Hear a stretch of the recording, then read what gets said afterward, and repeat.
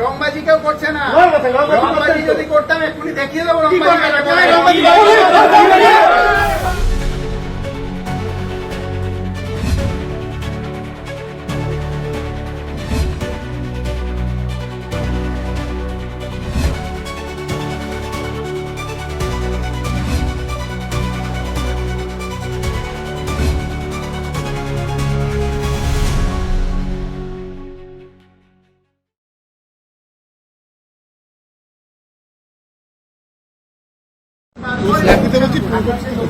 না না আমার লোক অসভ্যতা করেছে, আপনি বলেছেন,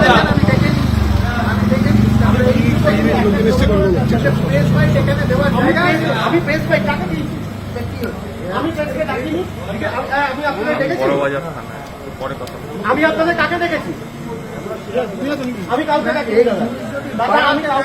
আমরাও বাড়াবো তাহলে, আমরা বাড়াবো তাহলে, আমি কাউকে ডাকিনি। বাড়াচ্ছেন আপনি, আমি কাউকে ডাকিনি আবার বললাম। তাহলে আচ্ছা ঠিক আছে আপনি যা জানেন, আমি কাউকে ডাকিনি দাদা, আমি কাউকে জায়গাটা খালি করুন। না না আমি কাউকে ডাকিনি, রংবাজি করবেন না আমার সাথে। রংবাজি কেউ করছে না। রংবাজি যদি করতাম এক্ষুনি দেখিয়ে দেবো রংবাজি।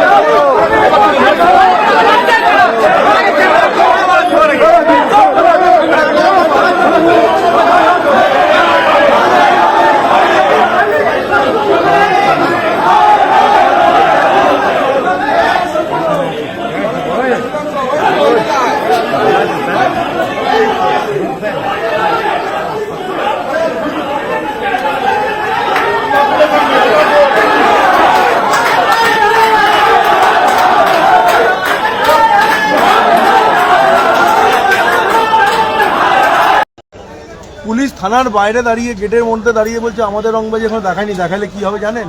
এই মন্তব্যটা কি জানে না যে পাবলিকের মার দুনিয়ার মার, অর্থাৎ পাবলিককে এটা কখনো বলতে নেই, এটা পুলিশের জানা উচিত। এখন পুলিশ যদি পুলিশ কোর্টের বাইরে গিয়ে তাদের গলায় যদি মোটা মোটা সোনার চেন পরে তারা যদি গেঞ্জি টেঞ্জি করে হাতে গুলি দেখাতে আসে তাহলে মুশকিল। সেটা পাবলিকের সঙ্গে এটা হওয়া উচিত না। ও একজন ভারতীয় জনতা পার্টির দায়িত্বশীল কর্মী।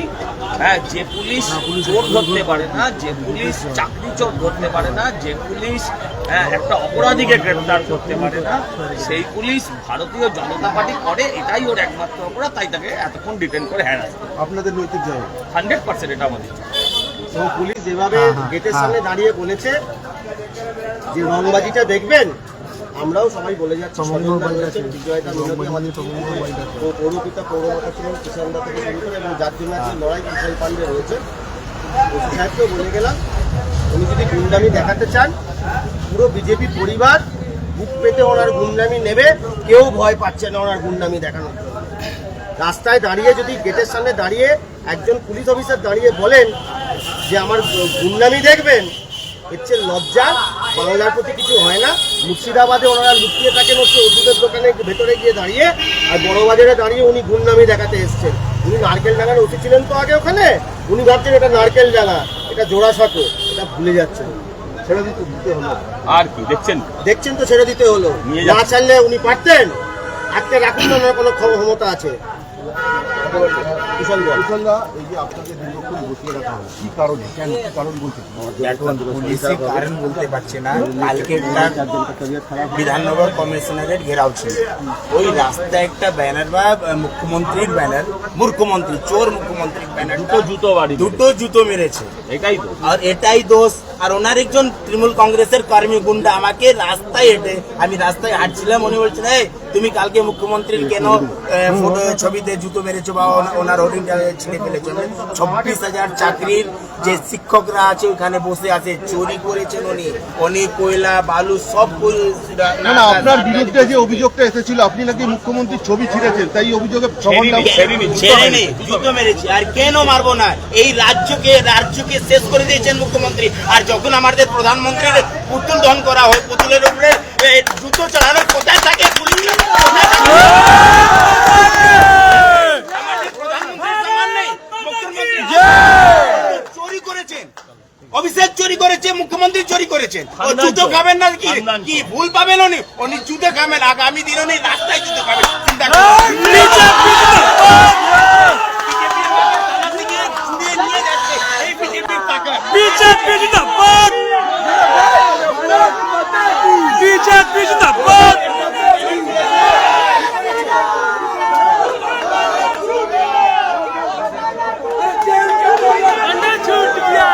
चंदन चंदन चंदन चंदन भैया छूट गया,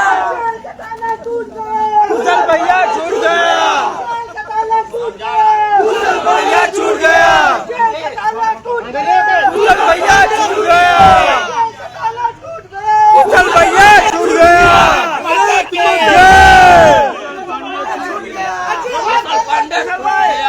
भैया छूट गया।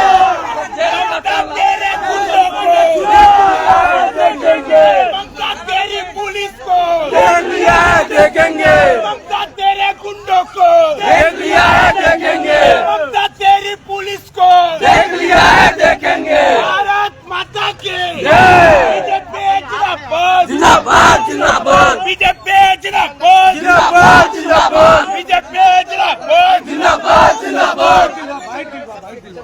जेल का ताला टूट गया, छूट गया, जेल का ताला टूट गया, जेल का ताला टूट गया, छूट गया, जेल का ताला टूट गया, मुसलमान छूट गया, जेल का ताला टूट गया, मुसलमान छूट गया, जेल का ताला टूट गया, मुसलमान छूट गया, जेल का ताला टूट गया, भैया छूट गया।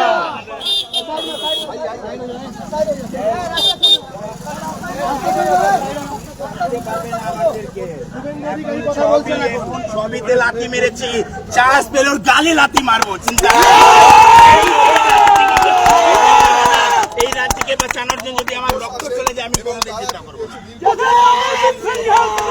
हम तुम्हारे साथ हैं, हम तुम्हारे साथ हैं। कुशल भैया छूट गए, कुशल भैया छूट गए, कुशल भैया छूट गए, कुशल भैया छूट गए,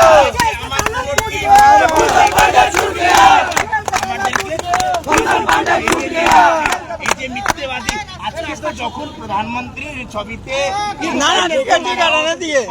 জুতো মারা হোক বা পুতুল জ্বালানো তখন তখন মুখ্যমন্ত্রীর যে এই চোর মুখ্যমন্ত্রীর সম্মান আছে যে চুরি করেছে।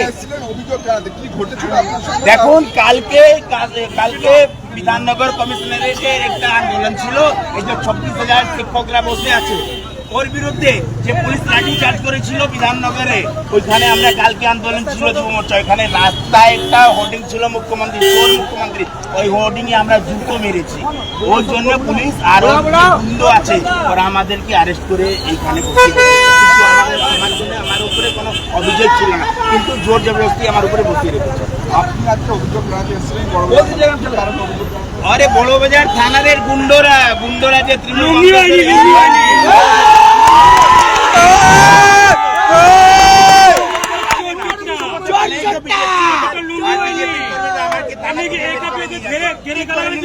আমি এই মমতা তোর শেষ দিন, তোর শেষ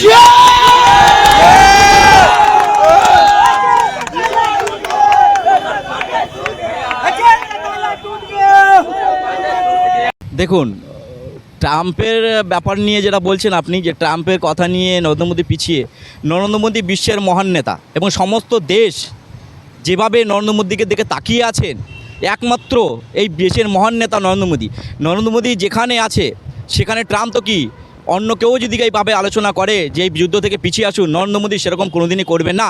যেহেতু ভারতবর্ষের তথা এখানে 28টা জওয়ান দেশের জন্য শহীদ হয়েছেন, তাদেরকে মারা হয়েছে, কিন্তু আজকে নরেন্দ্র মোদী দেখে দেখে যে তাদেরকে ছেড়ে দেবেন তা কোনো দিনের জন্য না, পাকিস্তানকে ধ্বংস করে দেবেন। আমরাও চাই যে পাকিস্তান ধ্বংস হয়ে যাক। ট্রাম্প কী বললো ওটা নিয়ে কিছু এসে যায় না, নরেন্দ্র মোদী নিজের কাজ অবশ্যই করবেন, এটা আমাদের প্রতি বিশ্বাস আছে, এবং দেশকে দেখিয়ে দেবে যে পাকিস্তান কীভাবে ছিন্ন বিচ্ছিন্ন করতে হয়, একমাত্র নরেন্দ্র মোদী দেখিয়ে দেবে। ট্রাম্প কাশ্মীরকে হাজার বছরের পুরনো সমস্যা বলছেন, অথচ 1947 আগে পাকিস্তানের জন্মের আগে তো এরকম কোনো সমস্যা ছিলই না। মানে এক সময় তো অখণ্ড ভারত ছিল, যেটাকে খণ্ডন করে পাকিস্তান করা হয়েছে। এবং দ্বিতীয় প্রশ্ন, দ্বিপাক্ষিক বিষয় নিয়ে ট্রাম্পকে নাক গলাবার অধিকার কে দিয়েছে, যেখানে ভারত বারবার বলে এসেছে যে এই রকম মানে ভারত এবং পাকিস্তানের যে সমস্যা, আভ্যন্তরীণ সমস্যা, সে বিষয়ে কোনো তৃতীয় ব্যক্তির হস্তক্ষেপ তারা চায় না। দেখুন, ট্রাম্প এই ব্যাপারটা নিয়ে নাক গলাচ্ছে, কিন্তু এতে কোনো লাভ নাই। নরেন্দ্র মোদীজি দেশের বিশ্বের মহান নেতা, উনি যেটা চিন্তাভাবনা করবেন, যেটা সিদ্ধান্ত নেবেন সেটাই হবে। ট্রাম্পের নাক গলানো কিছু যায় না। পশ্চিমবঙ্গে কিছু বামপন্থীরা যুদ্ধ নয় শান্তি চাই বলে মিছিল করছে, এরা কি আসলে চায় ভারত ধ্বংস হয়ে যাক? মানে বামপন্থী মানেই কি ভারত বিরোধী শক্তি? আপনার কি মনে হয়?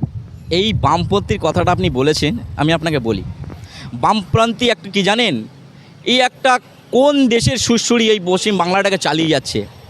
এরা পাকিস্তান প্রান্তিক, এরা সব সময় দেখবেন আমাদের এই দেশের এই জওয়ান শহীদ হলেন, এখানে তাদেরকে মারা হলো, পাকিস্তানের কিন্তু আতঙ্কবাদী মেরেছেন, কিন্তু সেখানে শান্তির বার্তা যে না দেওয়ায়, সেই সব পরিবারের পাশে না গিয়ে এখানে কি হচ্ছে, দেশের সঙ্গে যখন পাকিস্তানের যুদ্ধ চলছে তখনই এই বামপন্থী কিছু পাকিস্তানি উস্কানিমূলক কিছু লোকজন আছে, তারা এখানে শান্তির বার্তা করছে। কিসের শান্তির বার্তা করছেন? এখন তো সময় যে এখন ইটের জবাব পাথরে দেওয়ার সময়, এখন পুরো পাকিস্তানকে ধ্বংস করে দেওয়ার সময়। এখন এখানে কোনো রকমভাবে শান্তির বার্তা বলে কিছু হয় না। আমরা ছোটো থেকে দেখে এসেছি ভারত আর পাকিস্তানে, একমাত্র দেশের প্রধানমন্ত্রী নরেন্দ্র মোদী আসার পর থেকে এখন জানা যায় যে 56 ইঞ্চির যার ছাতি আছে, একমাত্র দেশ সুরক্ষিত একমাত্র হতে পারে নরেন্দ্র মোদীর কাছে হতে পারে। তার জন্য আমরা গর্বিত যে দেশের মহান ব্যক্তি নরেন্দ্র মোদীকে পেয়েছি। কিন্তু আজকের দিনটা যে পাকিস্তানকে নিয়ে এনারা কিভাবে মাথায় তুলে নাচছে, যে বলতে চাইছে যে ওখানে জল ছাড়া হয়েছে কেন, শিশুদের আক্রমণ কেন করা হচ্ছে, অসহায় শিশুদের উপরে কেন আক্রমণ করা হচ্ছে, এইগুলো এই সিপিএম অ্যাকচুয়ালি পুরোপুরি পাকিস্তান প্রান্তিক করে। এদেরকে যত শীঘ্র পারে এই ইন্ডিয়া থেকে বের করে দেওয়া দরকার, ঝেঁটি বিদায় করা দরকার এই বামপন্থীকে। সেলিমবাবুকে দেখতে পায় না যে টোটাল ভারতবর্ষে কী পরিস্থিতির জায়গায় আমরা দাঁড়িয়ে আছি। আজকে সেই সিন্দুর খেলা যে মিশন দিয়েছে, আজকে 28টা জওয়ানের পরিবারের সেই মাথার সিন্দুরকে মুছে ফেললো এই এক পাকিস্তানের এক আতঙ্কবাদীরা। সেই সময় এই বামপন্থীরা কোথায় ছিল? তখন কি দেখতে পায়নি যে এই জায়গার পরিস্থিতিটা কী হয়েছে? তখন এই পরিবারের বীজখানে গিয়ে তাদের মাথায় আশ্রয় দিয়েছে, তাদের পরিবারের পাশে ছিল না। কিন্তু এখানে একটা পাকিস্তানের সুচুরি চালিয়ে যাচ্ছে। আমরা বারবার বলি একত্রিতভাবে মিলে এই পাকিস্তানকে এই যেভাবে আমরা ধ্বংস করেছি, সিপিএমকে সেইভাবে ঝেঁটিয়ে পিটিয়ে বিদায় করে দেবে, সেটা পাকিস্তানে পাঠিয়ে দিতে হবে। এটা আমরা আগামী দিনে সেটাই করব। এক্ষুনি আপনি বলছিলেন যে মোহাম্মদ সেলিম কি বলছেন, মোহাম্মদ সেলিম বলছেন যুদ্ধ মানে ধ্বংসলীলা, বিমান বসু বলছেন যুদ্ধ থেকে বিরত থাকা উচিত। অথচ এই যে সিজ ফায়ার করা হয়েছিল, ভারত তো নিজেদের অস্ত্রশস্ত্রকে লাগাম দিয়েই ছিল, কিন্তু সিজ ফায়ার ভেঙে আবার নতুন করে পাকিস্তান যুদ্ধ করাই কিন্তু মানে শুরু করলো, পাকিস্তানই প্রথম অ্যাটাকটা করলো। তাহলে আমার প্রশ্ন হচ্ছে যে যুদ্ধের জন্য প্ররোচনা তো পাকিস্তান দিচ্ছে, তাহলে যুদ্ধ নয় শান্তি চাই এর বার্তা এখানে বলে কী লাভ? সেটা তো পাকিস্তানকে বলা উচিত। পাকিস্তানকে কেন বলতে যাবো? আমরা পাকিস্তানকে চাই যে ওনারা যদি যুদ্ধ চায় তার জন্য আমাদের দেশ প্রস্তুত আছে, নাত্মনিপোষ করে ফেলবো। এবং এই যে দেশের আমাদের সাধারণ মানে যেসব জওয়ান মারা গেছে এখানে, সেই জওয়ানদের আমরা তো খুবই অন্তর থেকে দুঃখিত হয়ে আছি যে এইভাবে টেররিস্টরা ঢুকে এখানে কিভাবে জওয়ানদেরকে শেষ করে ফেললো, এখানে 28টা পরিবারের সিন্দুর মুড়ে ফেললো। তার জন্য আজকে এই যে সিপিএমরা যেভাবে করতে চাইছে টোটাল বাংলাটাকে একটা পাকিস্তানের ছোঁয়া চালিয়ে যাচ্ছে। আমরা চাই মোহাম্মদ সেলিমকে বলবো যে আপনি এই বিপদ থেকে দূরে থাকুন, এবং আপনি যদি পাকিস্তানে দালালি করেন তাহলে আপনাকেও এই বাংলা থেকে এবং ভারতবর্ষ থেকে পাকিস্তানে বিদায় করবো আমরা। এই যে বারাসাতের বিবেকানন্দ রোডে একজন খাসির মাংসের দোকান রয়েছে, রিজওয়ান কুরেশি, সে পাকিস্তান জিন্দাবাদ বলে স্লোগান দিচ্ছে বা দেশের প্রধানমন্ত্রীকে অপমান করছে, এরকম কাণ্ড সব করেছে। এই জেহাদি দেশদ্রোহীর দোকানে সমগ্র বারাসাতবাসী মিলে আজকে দেখিয়ে দিয়েছে অপারেশন সিন্দুর কাকে বলে। এবং আমাদের এখানে যারা পাকিস্তান জিন্দাবাদ বলছে বা পাকিস্তানের পতাকা মাটিতে পড়ে থাকলে সেটাকে পরম মমতায় বুকে তুলে নিচ্ছে, তাদের উদ্দেশ্যে আপনি কী বার্তা দেবেন? তাদের উদ্দেশ্যে বলবো যে আপনাদের জায়গা ভারতবর্ষে নেই, তাদের জায়গা পাকিস্তানে আছে। আর যারাই পাকিস্তানের গোলামি করবে, এখানে পাকিস্তানের দালালি করবে, তাদেরকে আমরা পিটিয়ে ঝেটিয়ে পাকিস্তানে বিদায় করব। এটা হচ্ছে ভারতবর্ষ, এখানে কোনো পাকিস্তানের দালালি চলবে না। পাকিস্তানের দালালি যারাই করবে, যে পরিবারই করুক, তাদেরকে আমরা চিহ্নিত করে পাকিস্তানে বার করে দেবো তাদেরকে। মৌলালিতে সম্প্রতি একটা মিছিল হয়েছিল, একটা মানে যুদ্ধবিরোধী মিছিল করেছিল বামেরা। সেখানে বলছে যে কিসের ভারত, কয়েকজনের মানে ভিডিও ভাইরাল হয়েছে যারা বলছে কিসের ভারত, 26 জন হিন্দু ভারতীয়র প্রাণ কেন গেল তা নিয়ে কোনো চিন্তা নেই।